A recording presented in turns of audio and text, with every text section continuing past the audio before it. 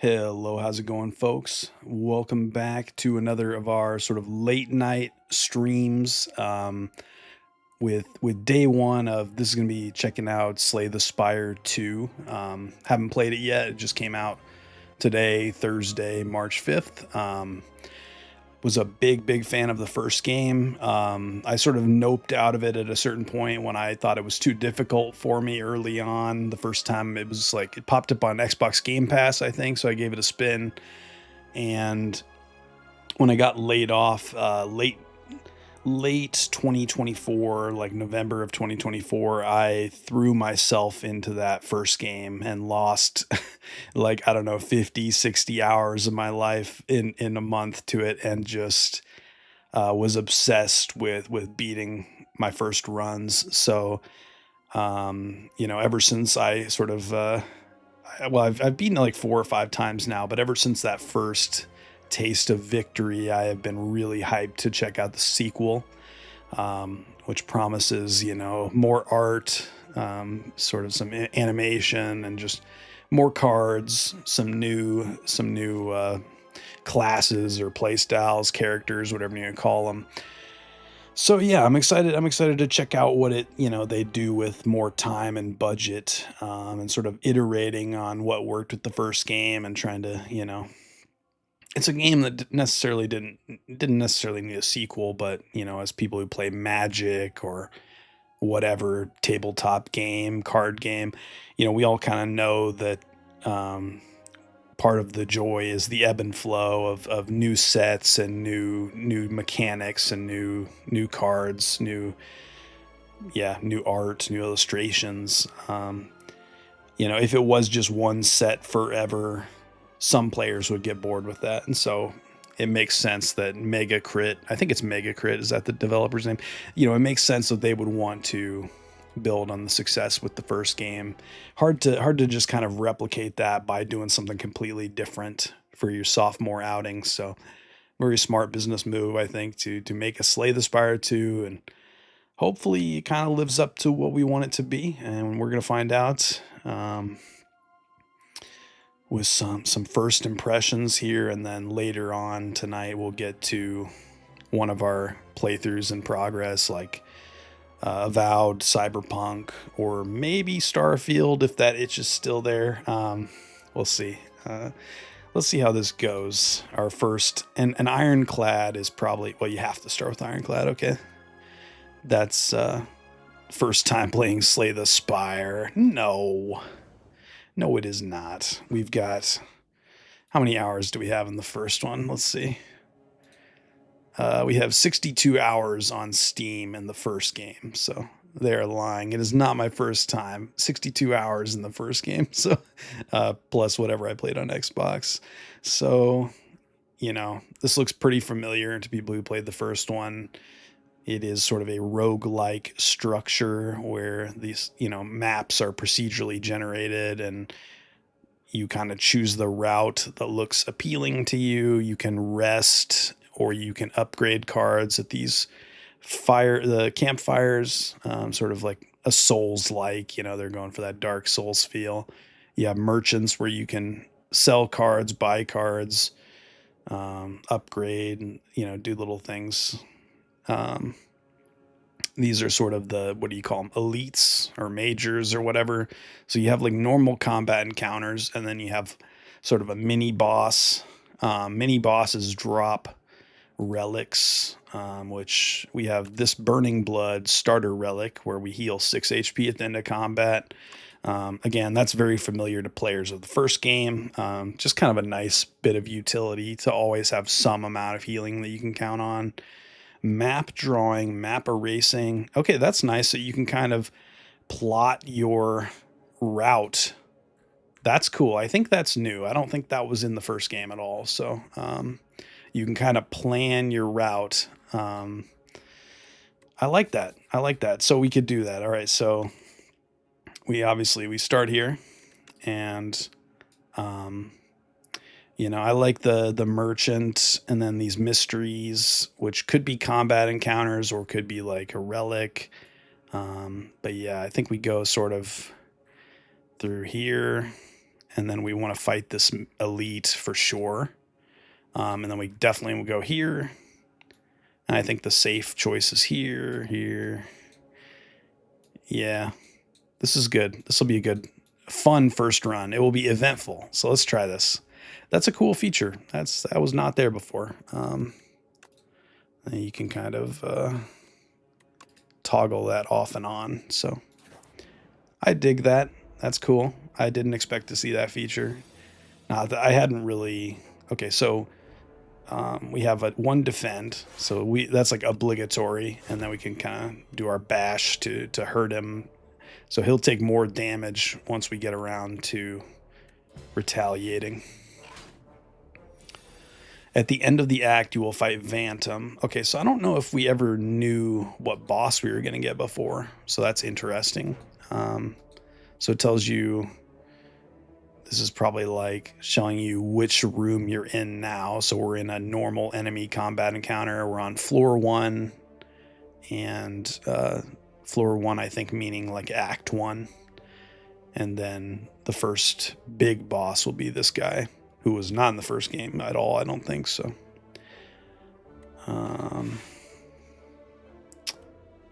Yeah, we probably do play it safe. Get him down low before we go all in on. Better to have too much block, because we have more than 6 life lost, so this will only get us back so far. But now he's doing, by default, until you get like a relic that modifies it, the enemy's intention based on what's up here. So like, it tells you when they're going to attack and for how much, if they're going to attack. Here, it's not going to, so we just go all in on aggro.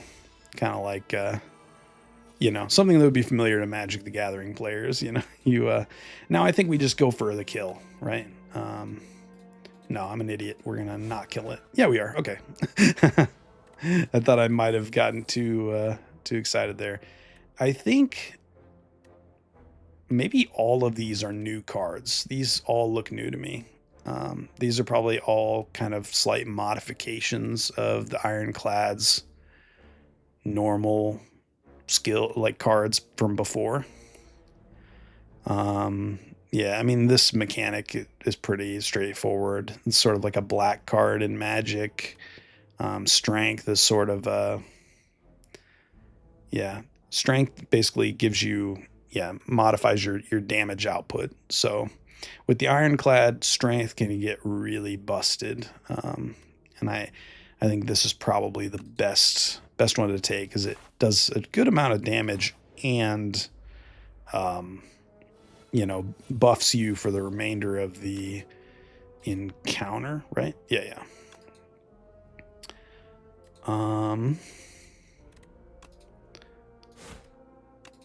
This is a little wasteful, but not really. Do something like that. Then we save our bash for this guy.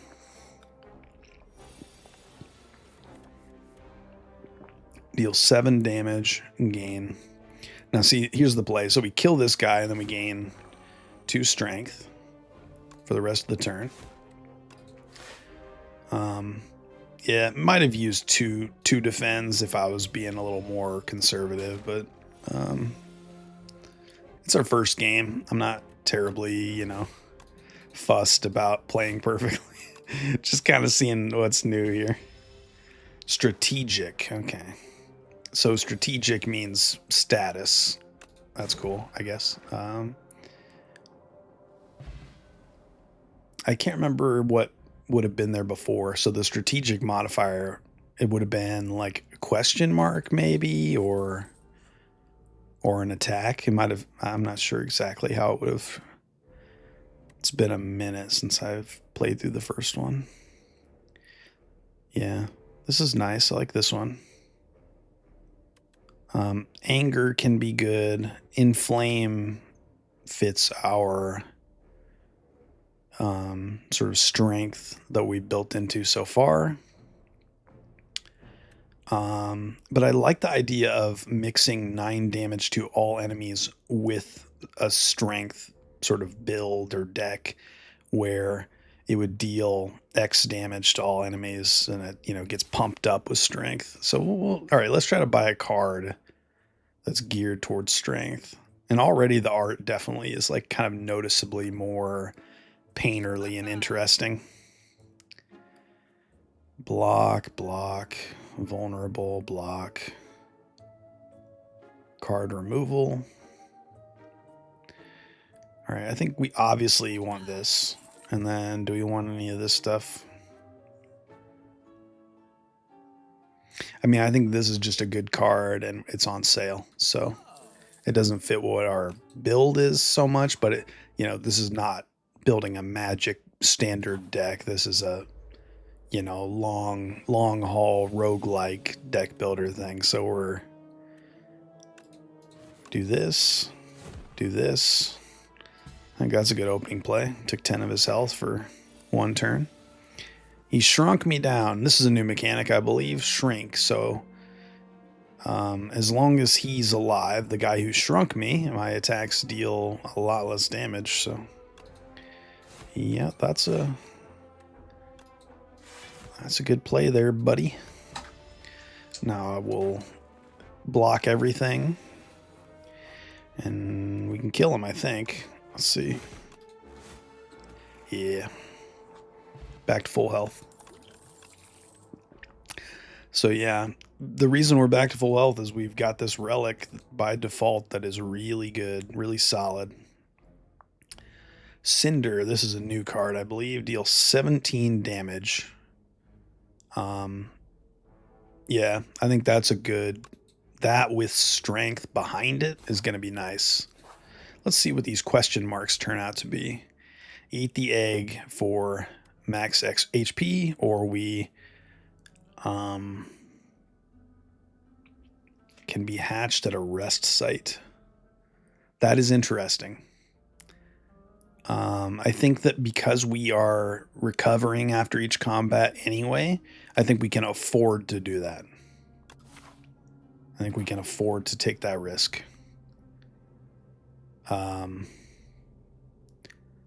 Sapphire Seed. Oh, this is nice. Plant and Nourish. This is new. Sown. Enchant a card with Sown. The first time you play this card, each combat, you gain an extra, what is that? They call it energy. Like mana, I think we call that energy in Slay the Spire. So, what do we want to enchant? We definitely, this is something we want to be playing as often as possible. So that's a good one to enchant. There's not like necessarily a terrible answer there, as long as it's a card that you're going to be using. Now we can hatch that egg, I guess. And presumably, okay, 14 damage for 0 energy, mana, whatever you want to call it. So that was probably very worth it. Oh, and he's here with us like a little pet. That is cute. Okay. I'm impressed. That's cool. Oh. Slippery. The next time it loses HP, it loses 1 instead.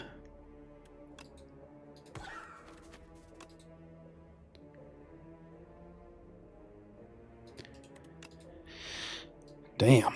All right, well we'll take 6 damage. Who gives a shit? That's not that much. Fire potion. Fire potion must be what we start with as an ironclad. I don't remember where that came from. Don't remember. Okay, so the slippery thing, is that just the first time? Yeah, okay, so you can get rid of that by attacking for 1 once, and then from there on out they'll take their actual damage that they're supposed to take. Definitely this, I think, right? No. This, and then this. There we go.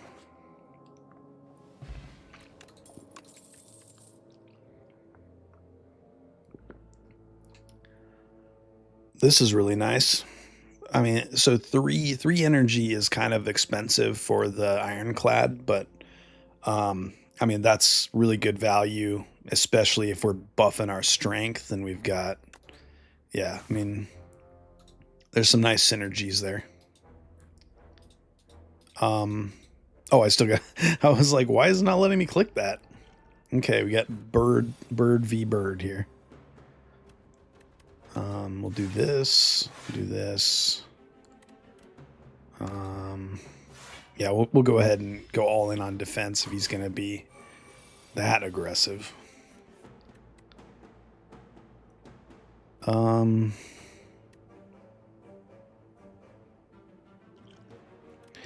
Yeah, we don't have strength or vulnerability here like we wish we did, but that's all right. We're not gonna like die this combat. It's just we're gonna take more damage than I would normally like to take. There we go. So I mean, we really hurt this guy, and now he's vulnerable, so he's gonna take more damage. So when you're in that deep, you just keep going and finish him off, and then we just got a relic. All right, so this relic is going to buff our strength every encounter. So that's awesome. This is sick. This is sick. I think this is too good to not take. Yeah. Because basically what we want to be doing is playing a lot of attacks and doing a lot of damage. Plating is going to give us block all the time. And that's nice if we can do that without actually playing cards that cost energy. So that's awesome. Plating is reduced by 1 at the start of your turn.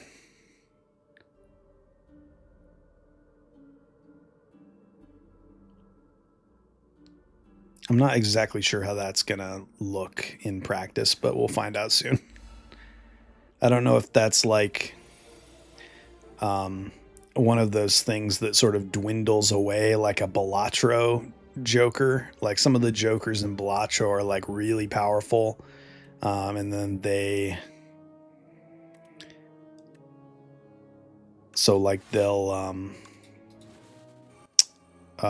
slowly wear themselves down until they run out of juice and break. And it almost sounds like this could be that. But I don't know of any relics in Slay the Spire 1 that really, off the top of my head, that sort of dwindled to nothing like that. Usually, like, once you have a relic in this, you have it unless there's like a real reason that you lose it, you know? So this block potion will save when it's like life or death, I think. That's, and this we'll use probably on the first big boss. Oh, I should have played that first. Whoops. I see, look at that extra energy, how many attacks we're able to throw at him in one turn because of that. Those energy synergies and stuff. Unknown enemy. All right, let's kill him.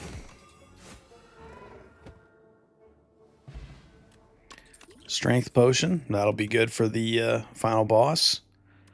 This is good because it costs 0 and a little block. This sort of fits our build. I really like this too, though. We already have this, so I think I'm tempted to do the freebie, the free block. I don't think we need to heal here, but I'm going to do it anyway because I'm kind of invested. We've got some good stuff here. We're going to get another sort of normal minor relic from this guy. We'll go ahead and use this.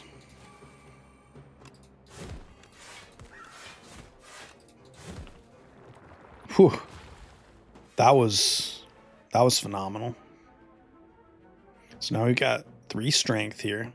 So if we can get one of those, those attacks that where you lash out and hurt everybody, like this one, to all enemies. We can kill all those pretty quickly, I think. And of course we didn't draw one here, but that's all right. So I think we can play a little defensive this time. Infection. So that's like a, what do you call it? A status card. Yeah, an unplayable status card that's going to kind of trip us up, but I don't think it's going to matter. I think we kill them all pretty quickly here. Yeah, I guess we're going to take 8 from him, maybe 6.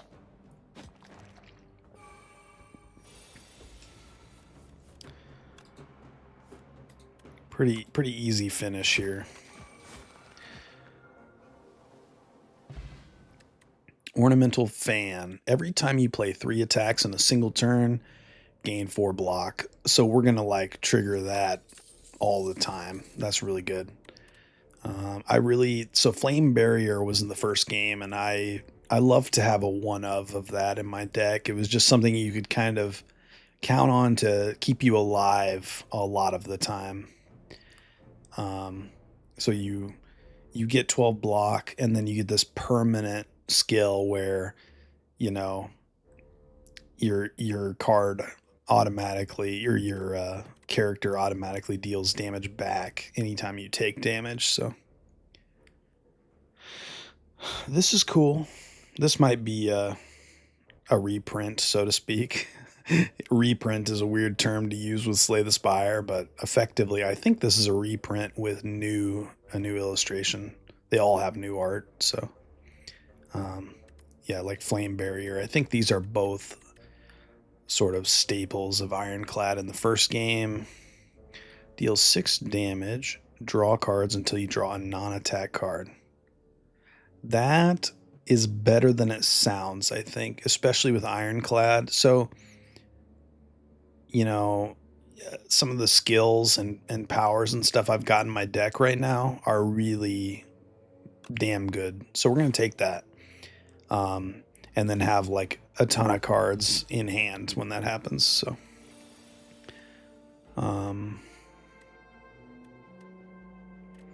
especially like, so this is exhaust the top card of your draw pile. So you'd want to play this first, I think. These are sort of like minions of this guy, I think. So I think you focus on the big guy first.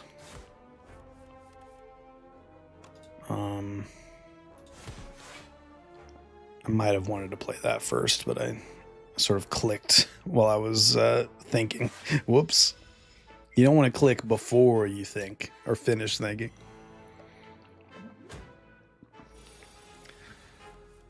I've been so engrossed in the game, I never pulled up my Twitch chat, so apologies if anybody's been saying, hey,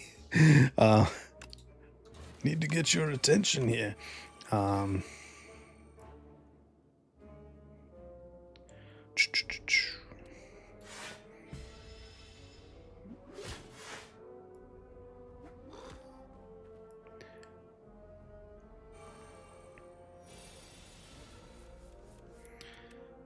Got the bird thing.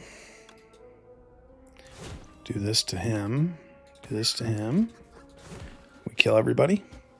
Yeah, let's go, man.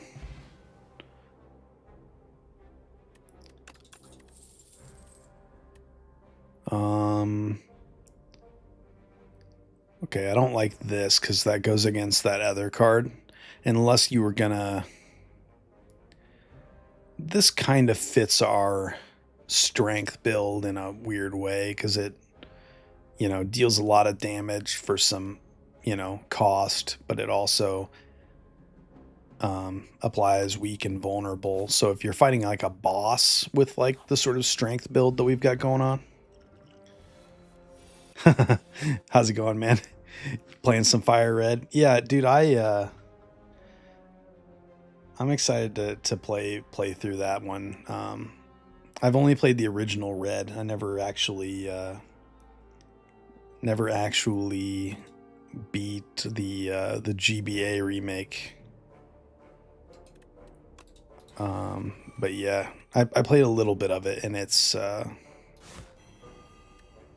phenomenal. Like, it just kind of feels like the classic Red and Blue, but with kind of all the quality of life stuff that people love in sort of Silver and Ruby and beyond. This guy is going to do a lot of damage. Shit. There we go. Got a free 17 damage card there. So I think we do the vulnerability thing, kill him. Yeah, we're kind of cooking right now for this being Act 1 still, isn't it? Yeah, this is still Act 1, and we're like really doing some damage. Just golden on. What's the hard puzzle in Fire Red? I'm trying to think. Are you talking about like the Team Rocket hideouts and stuff?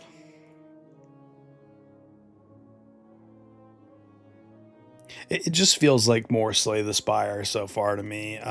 It seems like they've refined things. It doesn't feel like they. Yeah, I remember there's one like Team Rocket building, or like you like step on the floor and it like shoves you in one direction and stuff. And yeah, um, I played like half of Pokemon Red like in November or December, like when I started streaming or fooling around with it.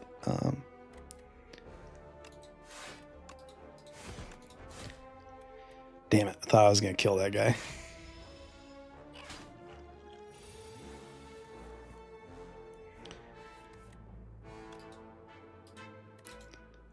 Yeah, I think this feels like, you know, like a good worthy sequel so far.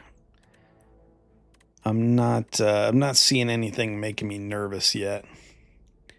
You know, the art looks very human made, thank God. Hopefully that's the case for everything. And then yeah, it just looks like they iterated on, especially with Ironclad being one of the classic characters. It doesn't feel like they changed the feel of it too much, other than maybe some of the cards being like Tremble is like totally new, I think. But like Bloodletting and Whirlwind, it's like they appear to be totally the same.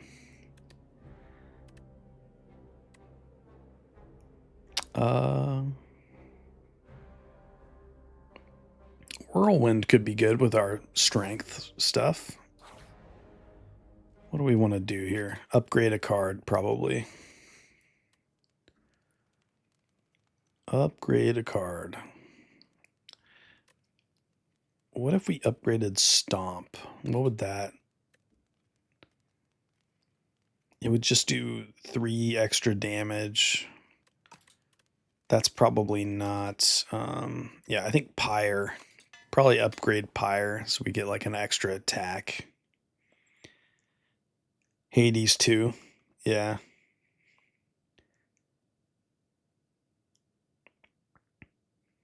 Yeah, I don't know. I haven't gotten a sense of which Hades is better, how different they are yet, but to me, this feels like the first game.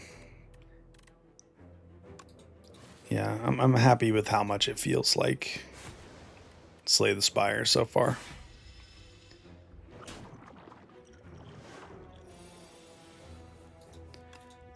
Let's use some of these things here.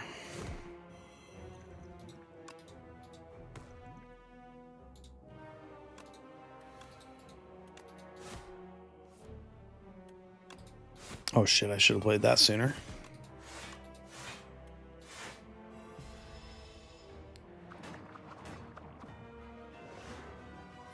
Oh, it's got Slippery ×3. Ooh.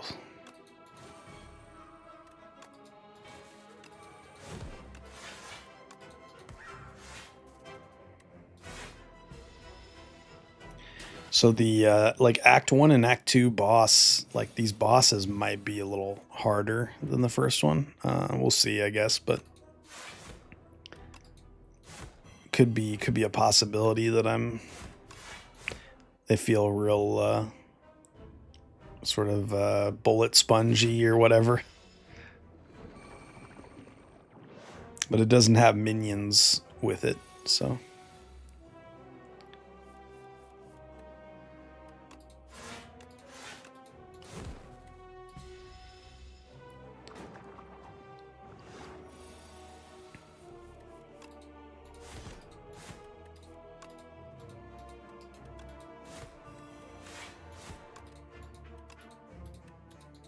whoops. All right, there we go.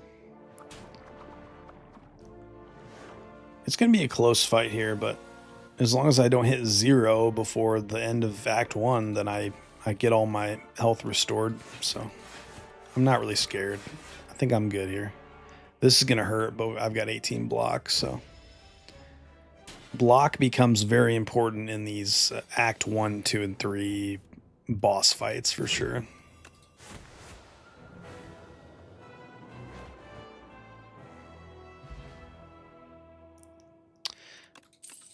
There we go. That is Act 1 of Slay the Spire 2. Yeah, good first impression. Transform all attacks in your hand into a giant rock, which just deals 16 damage. So that's a good like finishing move if you hold that in your hand. I think demon form fits our build. We're kind of going for strength, so I'm going to go with demon form. But I like this primal force as like a sort of you know, like red deck wins kind of aggro strategy if you're just kind of going for numbers.